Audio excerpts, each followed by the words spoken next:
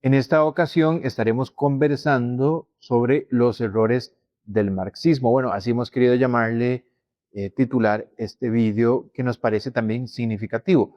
En el pasado, por ejemplo, hemos hablado sobre cómo esta dicotomía entre derecha e izquierda es en realidad engañosa, en realidad es poco descriptiva y no nos sirve para comprender la realidad, para acercarnos a la realidad. Bien, hemos hablado también ciertamente de los errores, de los problemas del liberalismo y por qué, bueno, no somos liberales, no comulgamos con la ideología liberal.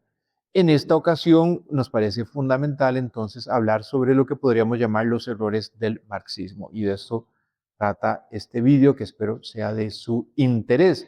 Bien, entonces lo primero es, antes de hablar concretamente del marxismo, hablemos del padre de la criatura, es decir, ¿quién fue Karl Marx? Bueno, lo primero que habría que decir es que Karl Marx es un prusiano, ¿verdad? Él nace en Prusia, hoy diríamos que es Alemania, allá en el año 1818, en la ciudad de Treveris. Karl Marx nace en una familia protestante, aunque él es étnicamente judío, y bueno, lleva una vida, digamos, propia de una familia pietista, ¿verdad? Es decir, con una observancia rigurosa, ¿no? Con una disciplina más o menos rigurosa. Bueno, resulta que Karl Marx, allá del año 1843, pues, bueno, Marx estudia filosofía, podríamos decir que Marx es filósofo, sociólogo, economista, bueno, él estudia diversas carreras y en el año 1843 se casa con Jenny von Westphalen, eh, una mujer con la que tendría un total de 7 hijos. Hay que decirlo, la vida de Karl y Jenny fue muy difícil, fue una vida marcada por las contradicciones, por la mala salud, por la pobreza y por el sinsentido, ¿verdad? Y esto me parece que es importante decirlo, ¿verdad? Sinsentido por el nihilismo, tal vez es una mejor expresión, es una familia marcada por el nihilismo, y esto queda claro en varios aspectos. Pero bueno, Marx, por ejemplo, sí, tenía mala salud, tenía carbunclos a lo largo de su cuerpo, en muchas partes de su cuerpo, en parte se piensa por problemas hepáticos, él sufría mucho del hígado. Por la misma pobreza, seguramente de la misma pobreza vendrán problemas de salud. Tienen, como dijimos, Jenny y Karl engendran 7 hijos, pero de esos 7 hijos solo 3 llegan a la adultez. Y esto es una parte muy triste, por supuesto. De esos 3 hijos, bueno, su hija Laura va a fallecer más o menos joven, no cumple los 40 años, va a fallecer de cáncer unos pocos meses antes de que su papá, Karl, fallezca, pero sus otras 2 hijas van a suicidarse. E inclusive una de sus hijas se suicida en conjunto con su marido al llegar a los 60 años. Su otra hija se suicida por un problema amoroso en donde ella es abandonada por por su pareja, por su novio, quien se casa en secreto con otra persona y la abandona. Ella después de esto decide suicidarse. Así que la vida de Karl Marx estuvo marcada por circunstancias terribles, muy dolorosas y terribles contradicciones. Bien.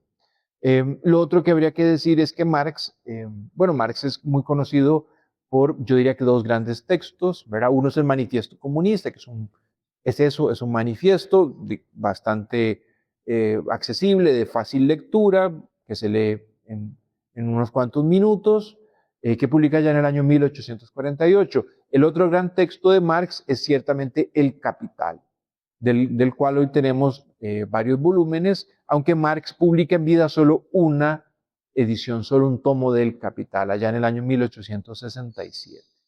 Bien, otros textos importantes de Marx, por ejemplo, la tesis sobre Feuerbach, el 18 Brumario de Luis Bonaparte o la ideología alemana, ¿verdad? Son distintos textos que son más o menos conocidos de parte de Marx, pero en los últimos años también nos hemos dado cuenta, especialmente a través de los trabajos de Richard Wurmbrand y de Paul Kengor, nos hemos dado cuenta también de los escritos oscuros de Karl Marx. en donde tiene ciertos textos, ciertas poesías, ciertos materiales que podríamos considerar de corte ocultista y que han sido precisamente, digamos, que han sido poco difundidos o de los que se sabe poco. Entonces, esto vale la pena considerar también.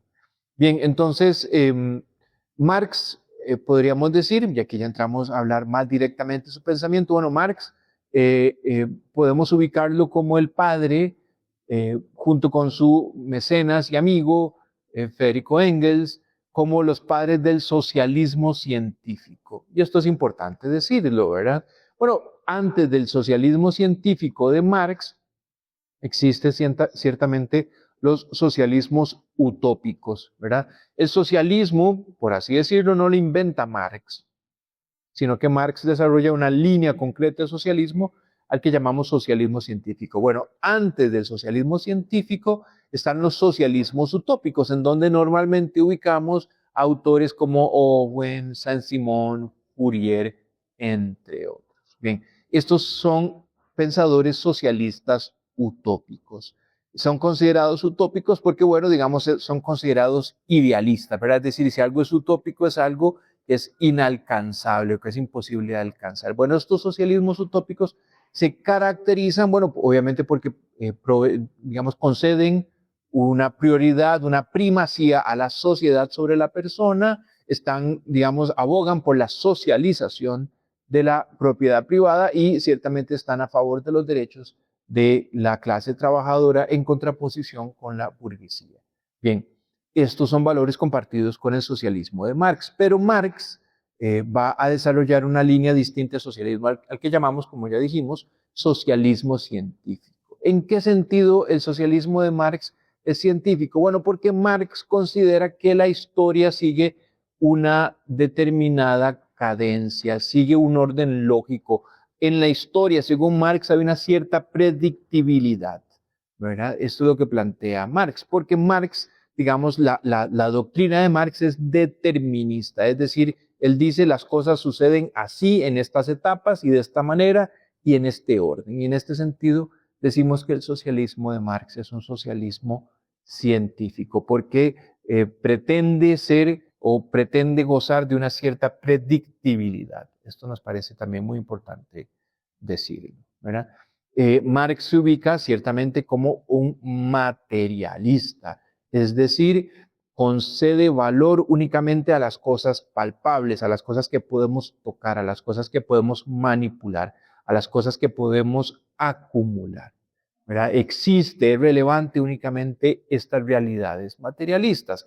En este sentido, el pensamiento de Marx es economicista, porque, claro, el todo del hombre se explica o se justifica a partir del desarrollo económico. Y en este sentido, el marxismo no es distinto al liberalismo, no es distinto al capitalismo. Gozan de esta misma característica, de esta misma realidad. Bien.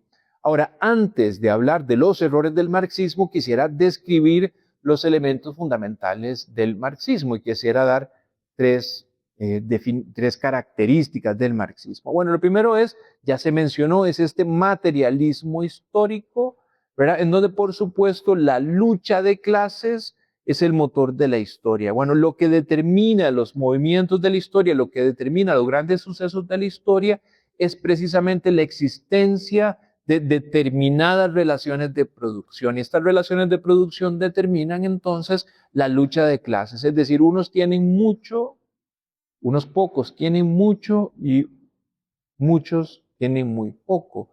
Entonces, estas disparidades, estas desigualdades van a generar la lucha de clases. Ciertamente, entre los que detentan los medios de producción, la burguesía, y los que solamente tienen su trabajo, es decir, el proletariado. Bueno, entonces, claro, la historia avanza porque hay una pugna, hay una lucha entre estas dos clases. Además de esto, en esa primera característica sobre este llamado materialismo histórico, quisiera hablar sobre lo que podríamos llamar determinismo economicista de Karl Marx. ¿En qué sentido? ¿De qué hablamos? Bueno, cuando hablamos de determinismo economicista, estamos planteando que para Marx hay una relación directa entre lo que él llama estructura y superestructura.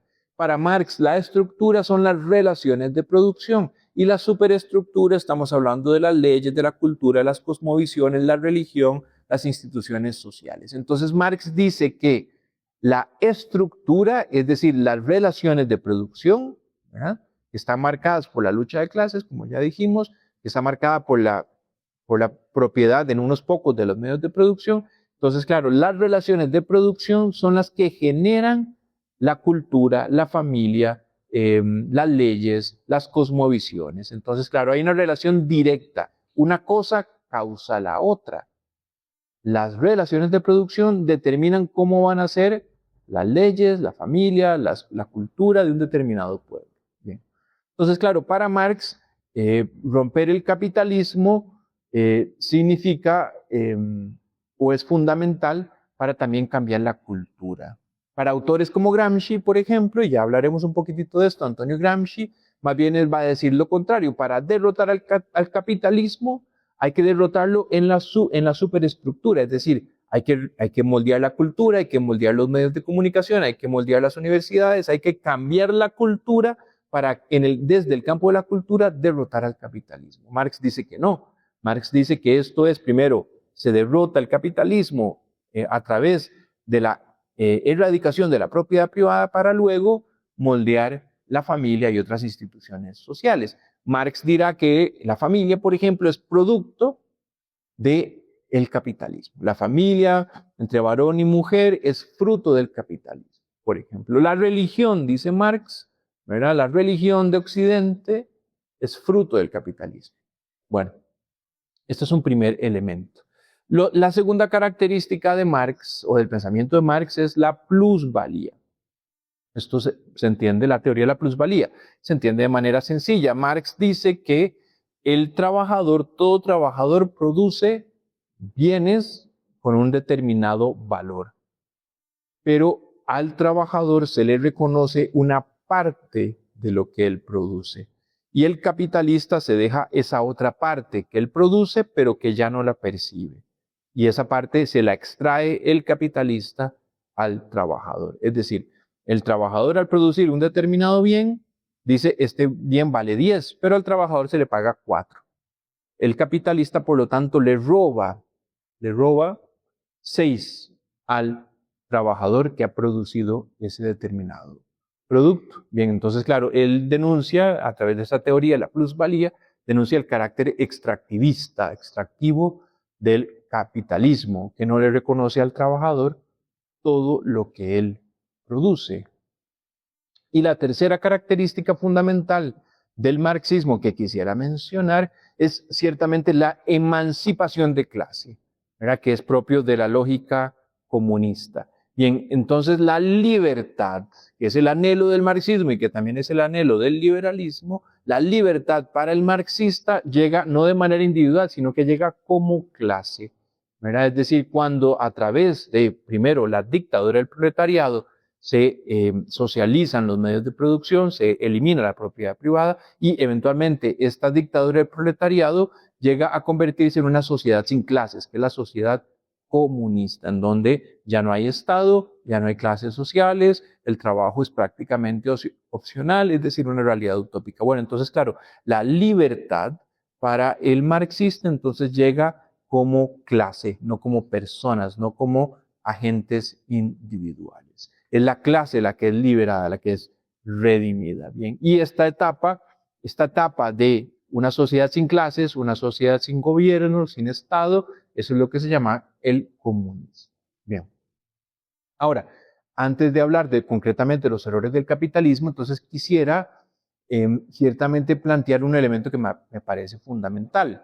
Es decir, Marx evidentemente tiene errores en su pensamiento, de esto ya casi hablamos, pero sí que nos parece significativo coincidir con él en cuanto a la crítica que él hace del capitalismo y de los excesos del capitalismo. Es decir, el problema de Marx no es necesariamente un problema de diagnóstico, sino que es un problema de soluciones. Él diagnostica razonablemente bien el problema, pero las soluciones que propone son igualmente perjudiciales. Agravan más bien, en vez de solucionar el problema, más bien lo agravan.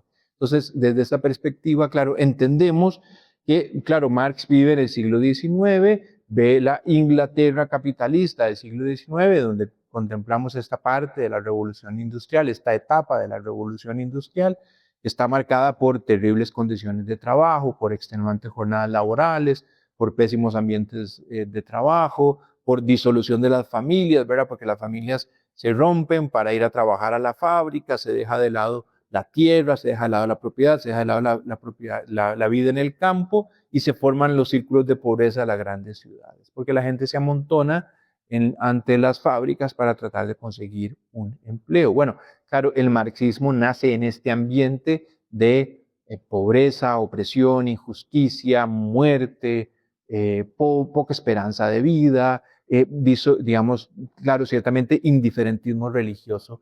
Entonces, todas estas condiciones las crea el capitalismo y es en estas condiciones en donde nace el marxismo. Entonces hay que entender siempre que el marxismo nace en un contexto radicalmente capitalista. Bien, ahora hablemos entonces concretamente de 4 errores. Bueno, lo primero ciertamente es este determinismo economicista, ¿verdad? Y aquí ya citamos a Antonio Gramsci, que nos dice claramente de que no existe una relación de causalidad entre la estructura, es decir, las relaciones de producción, y la superestructura.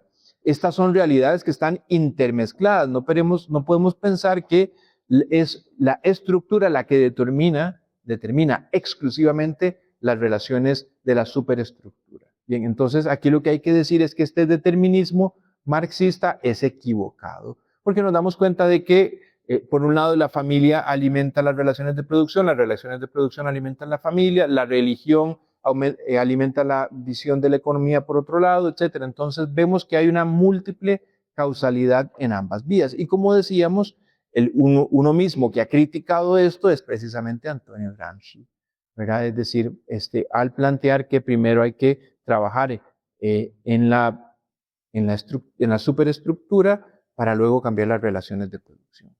La segunda crítica que podríamos hacer al marxismo es que es erróneo tratar de eliminar la propiedad privada. La propiedad privada es un bien, es necesaria y hay que protegerla. Claro, siempre entendiendo que la propiedad privada debe estar supeditada al destino universal de los bienes, pero la propiedad privada cumple un papel social importante. El marxismo se equivoca en esto, al rechazar el papel que cumple la propiedad privada. Pero además se equivoca porque, claro, lo que hace el socialismo, lo que hace el marxismo es hacer pasar esta propiedad privada que está en pocas manos a manos del Estado, lo cual no es equivalente a decir que se ha socializado adecuadamente en toda la sociedad la propiedad privada. Es decir, el marxismo no logra difuminar bien o diseminar bien la propiedad privada, sino que simplemente la hace pasar de unas manos privadas a unas manos públicas, pero en realidad sigue estando en pocas manos. El tercer error del marxismo es depender de la lucha de clases. La lucha de clases es una guerra entre unos y otros. Podríamos clasificar la lucha de clases como un fratricidio. Entonces, claro, la lucha de clases significa quitarles a unos la propiedad privada para dársela al Estado. Esto no se puede lograr sin sangre. Esto no se puede alcanzar si no es matando unos a los otros. Entonces, claro, la lucha de clases lamentablemente tiene esta lógica fratricida de ver al otro como enemigo.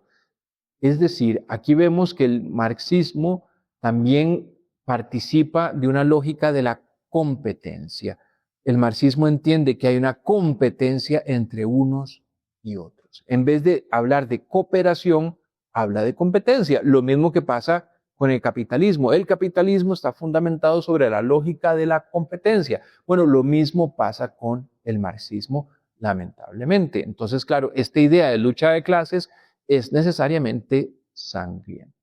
Bien, y lo otro que quisiera plantear es ciertamente el problema del materialismo o el economicismo, ¿verdad? Entonces, claro, el marxismo considera que el éxito del ser humano reside en producir, en generar bienes y servicios, en alcanzar la comodidad, en llevar una vida cómoda y relajada, es decir, una visión materialista de la vida.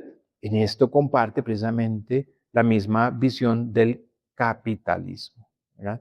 Ambos buscan lo mismo, tanto el marxismo como el capitalismo buscan lo mismo, solo que tratan de utilizar caminos distintos, pero su meta es una meta falsa, es una meta equivocada, es una meta parcialmente buena, pero ambos buscan precisamente lo mismo, es la acumulación de bienes y de riqueza por parte del hombre. Por supuesto, consideramos que es bueno que el ser humano tenga un nivel de vida bueno, que haya un nivel difundido de mínimo de bienes y servicios a disposición del ser humano. Eso nos parece fundamental, que todos podamos llevar vidas dignas, pero no creemos que el todo del ser humano, la finalidad del ser humano esté precisamente en acumular, en tener y en producir. Y en este sentido, quisiera, para ir terminando, quisiera recordar las ideas del famoso filósofo escocés MacIntyre. Bueno, resulta que MacIntyre, él fue marxista, él fue socialista, él tuvo muchísimo aprecio por estas ideas, pero eventualmente él regresa a la doctrina católica, regresa al pensamiento de Santo Tomás de Aquino y recuerda que, claro, una parte fundamental de la crítica a MacIntyre es que el liberalismo y el marxismo comparten un mismo error, ¿verdad? Y es que no logran entender bien al ser humano, no logran entender la razón del ser humano, no saben para qué está el ser humano acá, no saben para qué vive el ser humano, no saben para qué existe el ser humano. Y entonces, claro, MacIntyre recuerda precisamente que el ser humano tiene una finalidad, es decir, todo ser humano tiene una razón de ser. Y aquí claro, por supuesto, plantea que esta razón de ser reside precisamente en la felicidad, ¿no? Esto que llama Aristóteles la eudaimonía, es decir, la felicidad, la vida plena. Bueno, esta vida plena es una realidad integral, no solo es una realidad materialista, sino que es una realidad de lo que la Iglesia llamaría luego desarrollo humano integral. Bien, entonces, claro, MacIntyre nos recuerda que lamentablemente, claro, el camino para el bienestar del ser humano, para el verdadero desarrollo humano, para la felicidad del hombre, no pasa por el saber ideológico, sino que pasa realmente por la vida virtuosa. Es decir, la vida virtuosa es el camino para que el ser humano pueda alcanzar el desarrollo integral, para que pueda llegar a la eudaimonía. Bueno, y finalmente recordemos que Marx tiene una famosa frase, ¿verdad?, donde dice que la religión es el opio del pueblo. Bueno, esto ha dado para muchísimas interpretaciones, pero de entrada lo que plantea es que, claro, las religiones calman el ímpetu revolucionario, que para Marx es fundamental. Es decir, el marxismo depende necesariamente de ese ímpetu revolucionario, ¿verdad? Recordemos las famosas frases de Manifiesto Comunista: proletarios del mundo unidos, ¿verdad? Unidos en la revolución. Bien, entonces, claro, hay una comprensión de la religión como algo dañino, como algo que adormece, y todo lo contrario. Hay que decir que más bien la religión, el cristianismo, lo que hace es ciertamente crear las condiciones para que el ser humano viva una vida virtuosa, viva una vida de generosidad, viva una vida de solidaridad para con el prójimo. Bien, entonces, claro, más bien la religión es el elemento fundamental para el desarrollo de la vida en sociedad. Recordemos que todo ser humano es por naturaleza religiosa. Marx desconoce al ser humano, desarrolla sistemas complejos filosóficos, pero en el fondo desconoce al ser humano, no sabe qué es el ser humano, no lo tiene claro, porque le faltaron, por supuesto, las luces de la fe. Entonces, desde esta perspectiva, también se equivoca en esto Marx, ¿verdad? Es decir, considerar que la religión es algo perjudicial y que debe ser más bien erradicado o puesto en último lugar, tal como sucedió en los regímenes que pretendieron seguir las ideas de Marx, como es el caso de la Unión Soviética y muchos otros, que fueron regímenes altamente persecutorios de los religiosos, de la gente de iglesia, los sacerdotes y en general de los pueblos cristianos.